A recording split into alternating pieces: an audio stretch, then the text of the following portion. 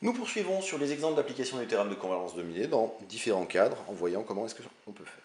Alors, il y avait une remarque, c'est qu'on a vu dans le chapitre sur les suites et séries de fonctions un théorème qui permettait d'échanger limite et intégrale, où il n'y avait pas d'hypothèse de domination. L'hypothèse qu'on avait à l'époque, c'était d'avoir des fonctions qui étaient continues, pas seulement continues par morceaux, et d'avoir convergence uniforme vers f sur le segment AB. Donc c'était le théorème que j'appelais d'intégration dans le cas de convergence uniforme sur un segment. Alors, ce qu'on pourrait voir, ça prendrait quelques minutes, c'est qu'en fait le théorème de convergence dominée englobe intégralement ce résultat-là. Pourquoi? Parce qu'on pourrait voir que si les fonctions fn sont continues, en particulier sont continues par morceaux, que la convergence uniforme implique la convergence simple, que par transmission de la continuité par convergence uniforme, f est continue et donc continue par morceau sur le segment AB. Et ce qu'il faudrait voir, c'est que la convergence uniforme plus le fait que les fonctions fn et f soient continues, ça impliquerait qu'on pourrait en fait majorer le module de fn de t par une constante indépendante de n, indépendante de t, et que sur le segment AB, en fait, cette fonction de constante non nulle serait intégrable. Et donc je pourrais appliquer le théorème de convergence dominée. Alors la différence, c'est que quand j'ai convergence uniforme sur un segment, la démonstration, contrairement à celle du théorème de convergence dominée, on pouvait la faire et elle était relativement simple. Donc voilà, dès lors qu'on a convergence uniforme sur un segment, on l'applique, parce que c'est plus simple comme théorème, et sinon on essaye d'appliquer le théorème de convergence dominée.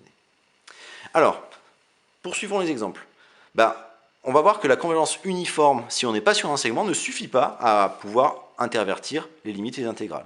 Par exemple, je prends pour tout n fn, alors j'ai donné cette formule-là, 1 sur n moins 1 sur n carré t si t est entre 0 et n et 0 si t est strictement plus grand que n. En fait, ce qu'il faut voir, c'est que fn, elle est construite pour avoir ce graphe-là, c'est-à-dire qu'elle est constante nulle à partir de n, et elle est affine sur le segment 0n, elle vaut 1 sur n en 0, et 0 en n.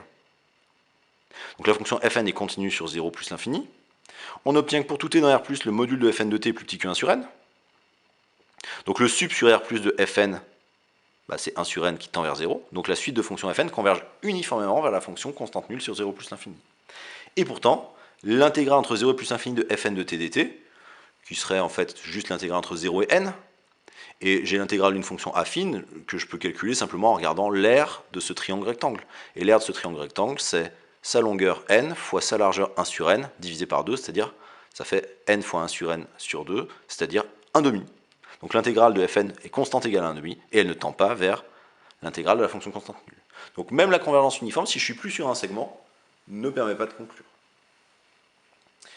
Autre exemple un petit peu plus évolué pour le théorème de convergence dominée, c'est que parfois, quand j'ai une suite d'intégrales pour lesquelles on s'intéresse à sa limite, je ne peux pas appliquer le théorème de convergence dominée tout de suite, mais il faut d'abord faire une manipulation sur la première intégrale et parfois un changement de variable avant d'appliquer le théorème de convergence dominée. Donc je vais démontrer, dans cet exemple 4, que l'intégrale entre 1 et plus l'infini de n exponentielle moins x puissance n dx converge quand n tend vers plus l'infini vers l'intégrale entre 1 et plus l'infini de exponentielle moins y sur y dy.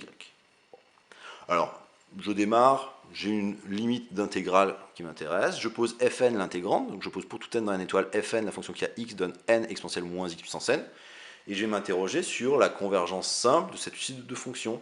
Sur 1 plus l'infini, ouvert ou fermé en 1, ça peu importe, je vais ouvrir, disons que je vais ouvrir, plus l'infini c'est forcément ouvert.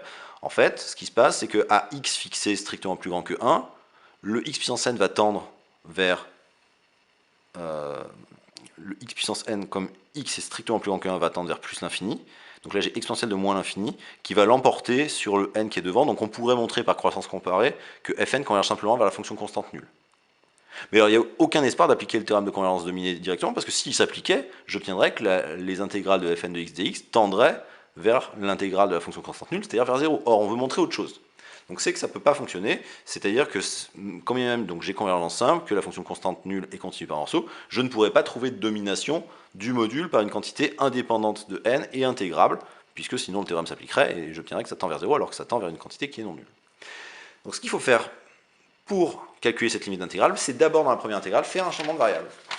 Le changement de variable que je fais est le suivant, c'est-à-dire je réalise le changement de variable t égale x puissance n, ou plutôt x égale t puissance 1 sur n, ce qui me donne dx égale 1 sur n fois t puissance 1 sur n moins 1 dt, ce qui fait dx égale 1 sur n fois 1 sur t puissance 1 moins 1 sur n dt, en disant que la fonction qui a t donne t puissance 1 sur n est une fonction de classe C1, strictement croissante, bijective de l'intervalle où vit t, qui était 1 plus l'infini, dans 1 plus l'infini, puisque tout nombre entre 1 et plus l'infini est envoyé par la fonction racine énième dans 1 plus l'infini.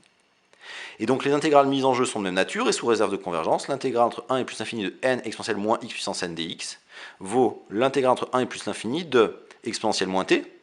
Le n va être compensé par le dx où il y a un 1 sur n, et j'ai un t puissance 1 moins 1 sur n qui apparaît ici. Donc j'obtiens que c'est l'intégrale entre 1 et plus l'infini de gn de t dt, où gn, c'est la fonction qui a t, donne exponentielle moins t sur t, fois t puissance 1 sur n. Et c'est à l'intégrale sous cette forme-là que je vais appliquer le théorème de convergence dominée. Pour ce faire, je vais dire que pour tout n dans une étoile, gn est continu, et donc a fortiori continu par morceau sur 1 plus l'infini, je vais même fermer en 1. Je m'interroge sur la convergence simple de gn. Si t est supérieur ou égal à 1, t puissance 1 sur n, tend vers 1 quand n tend à l'infini, puisque le 1 sur n tend vers 0. Et donc Gn de t va converger vers exponentielle moins t sur t. Donc Gn converge simplement vers la fonction qui a t, donne exponentielle moins t sur 1 plus l'infini. Cette fonction g, elle est continue, donc continue par morceau. Toujours pareil, je mets entre parenthèses pour bien montrer que je connais l'hypothèse du théorème, la continuité par morceau, mais ici ma fonction est continue, sur 1 plus l'infini. Et l'enjeu, c'est de majorer le module de Gn de t par une quantité qui ne dépendrait pas de n et qui reste intégrable. Donc pour tout n d'un étoile et pour tout t supérieur ou égal à 1, je vais simplement dire que t puissance 1 moins 1 sur n est plus grand que 1. Pourquoi? Parce que t est plus grand que 1 et que 1 moins 1 sur n est positif. Donc là, j'ai exponentielle de 1 moins 1 sur n qui est une quantité positive fois log de t qui est positif. Je l'ai exponentielle d'une quantité positive, c'est donc plus grand que 1. Et donc, le module de Gn de t valant exponentielle de moins t sur t puissance 1 moins 1 sur n, comme le dénominateur est supérieur ou égal à 1, la fraction est inférieure ou égale à exponentielle moins t sur 1, c'est-à-dire exponentielle moins t. Mais la fonction qui a t donne exponentielle moins t, elle est intégrable sur 1 plus l'infini. On connaît une primitive qui est la fonction qui a t donne moins exponentielle moins t, à prendre entre 1 et plus l'infini, comme la limite en plus l'infini existe et est finie, c'est une fonction qui est intégrable. Et donc par théorème de convergence dominée, toutes les intégrales mises en jeu sont absolument convergentes, en particulier sont convergentes, et d'autre part, ça justifie que mon changement de variable était bien licite, et que la limite, quand n tend à l'infini, c'est l'intégrale entre 1 et plus l'infini de g de t dt, ce qui est cette fameuse intégrale, entre 1 et plus l'infini de exponentielle moins t sur t dt.